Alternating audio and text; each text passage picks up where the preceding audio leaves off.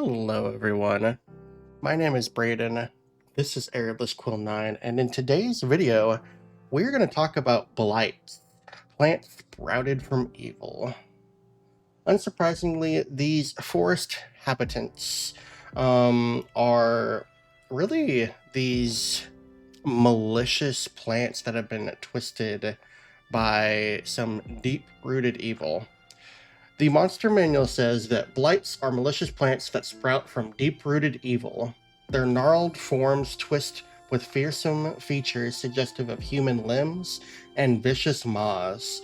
Blights lurk in ambush amid mundane vegetation and lash out at non-plant creatures. While blights can act independently, they're usually motivated by whatever sinister forces spawned them or by wicked creatures with control over nature. The magic that creates blights often affects other vegetation as well, causing brambles, vines, and gnarled trees to overwhelm roads and fields, choke wells and streams, and force animals from their natural habitat. This might make blights the first sign of an oncoming wave of corruption. So yeah, blights are this plant-like force that has been twisted by evil. So let's go ahead and take a look at the first blight in this section, and that is going to be the Twig Blight. Resembling bundles of sticks or dead brush, twig blights easily blend in among deadwood, flotsam, and the wood piles common in many rural settings. Groups of them are often found near river crossings, forgotten wells, or natural campsites, where they ambush those who let down their guard. The Twig Blight is a small plant of neutral evil alignment. It has an armor class of 14, 7 hit points, a speed of 20 feet, and an initiative of +2. For its ability scores, it has a strength of 6, a dexterity of 14, a constitution of 11, an intelligence of 4, a wisdom of 8, and a charisma of 3. For its skills, it has a stealth of +4, it's vulnerable to fire damage. For its immunities, it is immune to the deafened condition. It has blind sight of 60 feet and a passive perception of 9 feet. For its languages, it understands common but can't speak. And this is a challenge rating 1/8 creature with 25 experience points and a proficiency bonus of +2. For its traits, the Twig Blight has Pack Tactics, which is quite nice, giving it advantage on attack rolls against a creature if at least one of the Blight's allies is within 5 feet of the creature and the ally doesn't have the incapacitated condition. And for its actions, the Twig Blight has a Claw Attack, which is a melee attack roll, +4 to hit, reach of 5 feet, and on a hit it deals 1d4 +2 slashing damage, for an average of 4. So there aren't very many changes to the Twig Blight, however, it did receive some small changes. First off, its armor class has been increased from a 13 to a 14. Its hit points have been increased from 4 to 7. It actually had its constitution score reduced by 1. It used to be 12, now it's 11. So that's a small change there. Its dexterity score has also been increased from 13 to 14, so that's a small increase there. Other than that, it has lost the blinded condition immunity that it once had. It did used to specify that the Twig Blight was blind beyond its 60-foot blind sight, so that is no longer a thing there. It used to have the false appearance trait, which just said that when it remains motionless, it is indistinguishable from a dead shrub. That is no longer there, but you could easily say that that is a feature of it just normally, since it has that stealth score. And finally, its plus to hit and its damage for its claw attack has gone up by 1 because of that dexterity increase. So yeah, very small changes here. Oh, sorry, the claw also used to deal piercing damage, it now deals slashing damage. And it used to be called claws, it's now just claw. So it's very minor changes here, but there are some small improvements to this particular blight, which is nice to see. Next on our list is the Needle Blight. Needle Blights have vaguely bipedal forms with gaunt, misshapen limbs. Whether standing unnaturally still or lurching with their awkward gaits, these blights can't pass as either normal plants or woodland travelers. Once they spot foes, Needle Blights attack while using their thorn-covered claws, or by rapidly growing and flinging volleys of serrated needle-like projectiles. So the Needle Blight is a medium plant of neutral evil alignment that has an armor class of 12. It has 16 hit points. It has a speed of 30 feet, an initiative of +1. For its ability scores, it has a strength of 12, a dexterity of 12, a constitution of 13, an intelligence of 4, a wisdom of 8, and a charisma of 3. It is immune to the deafen condition.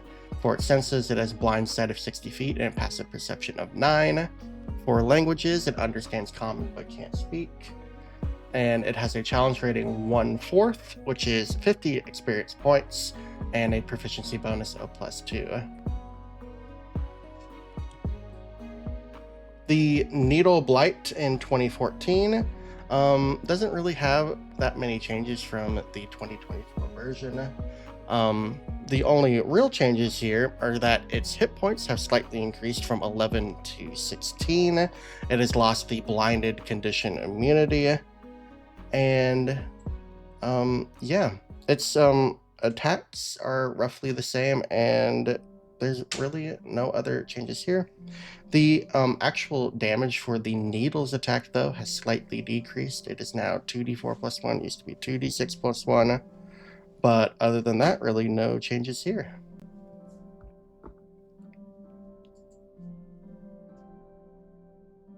Next on our list is the Vine Blight.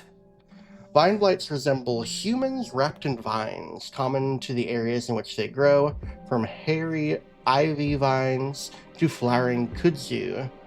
They can cause plants to burst from the ground around themselves and entangle nearby foes. Unlike most other blights, Vine Blights can speak. They do so rarely, typically only to convey messages from their masters or to repeat the words of their victims in rasping voices. The Vine Blight is a medium plant of neutral evil alignment. It has an armor class of 12, 19 hit points, a speed of 20 feet, an initiative of -1. For its ability scores, it has a strength of 15, a dexterity of 8, a constitution of 14, an intelligence of 5, a wisdom of 10, and a charisma of 3. For its skills, it has a stealth of +1. It is immune to the deafen condition. It has blind sight of 60 feet and a passive perception of 10. And for its languages, it can speak Common. This is a challenge rating 1/2 creature with 100 experience points and a proficiency bonus of +2.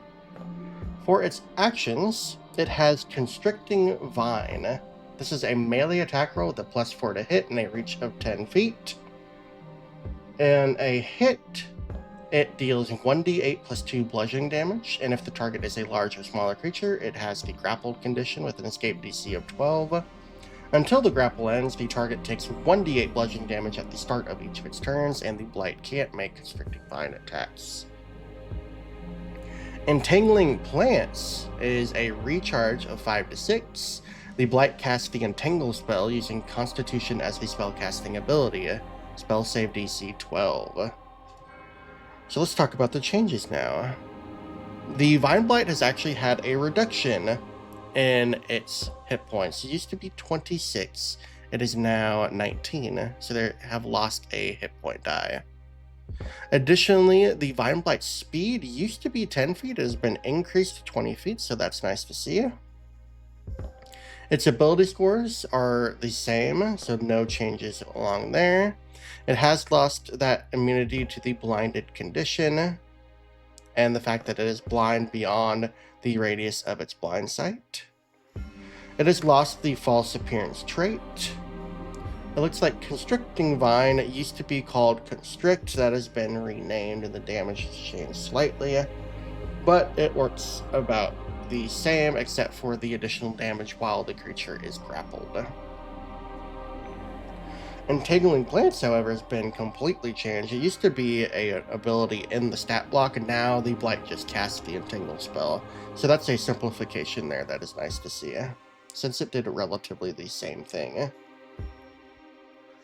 So that is it for stat blocks that we can compare to the 2014 versions. There are 2 additional Blights in the 2024 Monster Manual. So let's take a look at these next options that we now have available to us. The Tree Blight looks like dead ancient trees with gnarled limbs and splintered hollows. Imbued with bloodlust, these blights feed on the living. Evidence of their past meals, often tangled amid their branches and roots. Tree blights cooperate with other blights, but they attack other tree-shaped beings they encounter, such as awakened trees and treants. The Tree Blight is a huge plant of neutral evil alignment. It has an armor class of 15, 115 hit points, a speed of 30 feet, an initiative of +3. For its ability scores, it has a strength of 23, a dexterity of 10, a constitution of 20, an intelligence of 6, a wisdom of 10, and a charisma score of 3. For its immunities, it is immune to the deafened condition. For its senses, it has blind sight of 60 feet and a passive perception of 10. For its languages, it understands Common and Druidic but can't speak. It is a challenge rating 7 Blight with 2,900 experience points and a proficiency bonus of +3. For its actions, it has a multi-attack, allowing it to make 2 branch attacks and use Grasping Root. Branch is a melee attack roll with a +9 to hit and a reach of 15 feet, and it deals 3d6 +6 bludgeoning damage on a hit. Grasping Root is a strength saving throw, DC 17, and it targets 1 large or smaller creature the Blight can see within 15 feet. On a failure, the target is pulled up to 10 feet straight toward the Blight and has the grappled condition with an escape DC of 16 from one of 6 roots that the Tree Blight has. Until the grapple ends, the target takes 2d6 +6 bludgeoning damage at the start of each of its turns. Finally, as a bonus action, the Tree Blight can use Gnash. This is a dexterity saving throw, DC 17, 1 creature grappled by the Blight. On a failure, it deals 3d8 +6 piercing damage, and on a success, the target takes half damage. So yeah, this is a neat additional option here. We have a Tree Blight, which is nice to see, because this is just an expansion of the number of Blights that we had, so it's nice that we now have 4, but there is a 5th Blight, which is the despot of all Blights. So let's get to the Gulthias Blight. The Gulthias Blight. These are ancient plants twisted by evil. Gulthias Blights feed on blood and despoil the surrounding land, often giving rise to subservient Blights. These cursed plants take their name from the story of their creation. The first of their kind was a tree that grew from the stake piercing the heart of the vampire Gulthias. These Blights consider all creatures either servants or fertilizer for the Blight's corruption. The Gulthias Blight is a gargantuan plant of neutral evil alignment. It has an armor class of 20, 264 hit points, a speed of 50 feet, and an initiative of +5, so it's proficient in initiative there. For its ability scores, it has a 25 strength, a dexterity of 10, a constitution of 22, an intelligence of 10, a wisdom of 18, and a charisma of 12. For its skills, it has a perception of +9. It is resistant to fire and necrotic damage. It is immune to the deafened condition. For its senses, it has blind sight of 120 feet and a passive perception of 19. For languages, it knows Common and Druidic. And this is a challenge rating 16 Blight with 15,000 experience points and a proficiency bonus of +5. The Gulthias Blight has a special trait called Blight Seeds. When it finishes a long rest, the Blight expels 1d6 seeds into unoccupied spaces on the ground within 30 feet of itself. After 24 hours, the seeds become creatures under the Blight's control. Roll 1d8 for each seed to determine the creature it becomes. On a 1 to 4, it's a Twig Blight. On a 5 to 6, it's a Needle Blight. And on a 7 to 8, it's a Vine Blight. The Gulthias Blight has a number of actions available to it. It has a multi-attack, allowing it to make 2 attacks using Slam or Thorn Volley in any combination.